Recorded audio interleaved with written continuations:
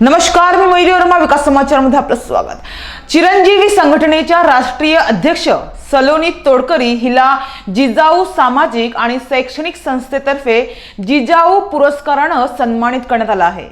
दरवर्षी जिजाऊ सामाजिक आणि शैक्षणिक संस्था ही सामाजिक कामाला घेऊन पुरस्कार जाहीर करत असते आणि सलोनीची लहान मुलांप्रती असणारी जाणीव आणि तिच्या सामाजिक कामाची दखल घेऊन यावर्षी सलोनी तोडकरी हिला जिजाऊ पुरस्कार प्रदान करण्यात आला आहे।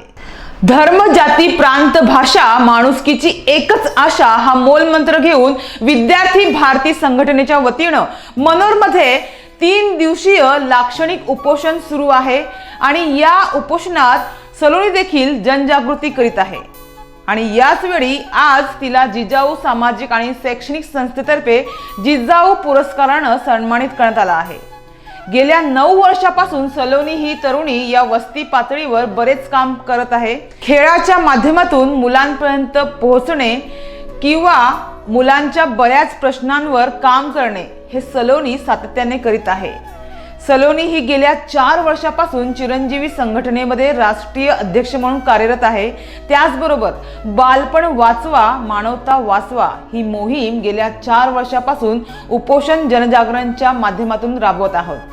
आजपर्यंत संघटनेचे 211 उपोषण पार पडले आणि सलोनी ताईंनी त्यातील 99 उपोषण करून लोकांमध्ये जनजागृती करण्याचा प्रयत्न केला। युनिसेफ सारख्या जागतिक संघटनेने मोहिमेची माहिती देणारे लेख प्रकाशित केले, तर त्याचबरोबर राज्यपाल भगतसिंग कोश्यारी यांच्या हस्ते सलोनी ताईंना पुरस्कार सुद्धा प्रदान करण्यात आला आहे, असे संघटनेच्या राज्य खजिनदार प्रगती कांबळे यांनी यावेळी सांगितले।